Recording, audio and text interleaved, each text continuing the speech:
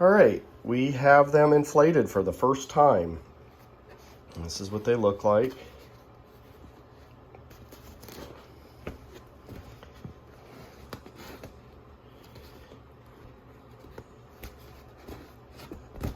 They're all going to look a little different depending on like how big the leg holes are. Sometimes these are a larger leg hole size. Sometimes if they're smaller, then it's going to come down here. Sometimes if the waist is smaller, then the beach ball will actually come up a little bit more. So they all end up looking a little different, depends on the waist size and the leg openings. So now what we can do is we can put this into a sink or a bathtub. Right now, I don't have one available. So I'm going to do some soapy water. This is water with just a little bit of Dawn mixed in. And I'm going to spray it.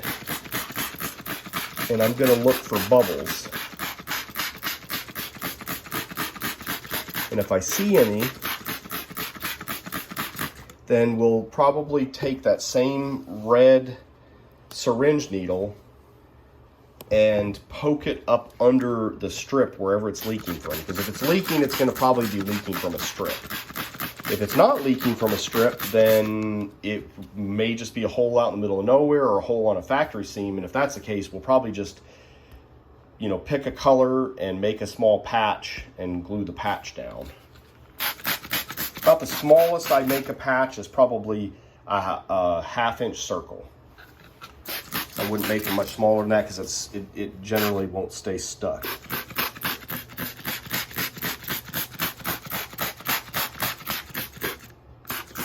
I'm kind of hoping that I have a leak so that I can show you. If not, I might have to reference you to some of the other videos that I have on finding and fixing leaks. Basically, you'll see bubbles. You can also listen for it, and you can also kind of rub your face kind of around, or just get your face close to the material, because your face is really sensitive to small leaks. You can feel it, and you may even be able to hear it. Of course, you can always kind of fill up a tub and just dunk and see if there's any bubbles. You might not get the bubbles initially. Sometimes you might have to inflate, deflate a couple times, and then something might open up. And if it does, you can always use the same routine to find and fix any of those leaks. So it looks like we're pretty good to go. I didn't blow them up super tight because I just finished this seam, and I want to give it at least a good hour or so to set up strong enough so that I can inflate it tight. And then I don't really want to like try to abuse it and you know, put it on and wear it and abuse it for about 24 hours.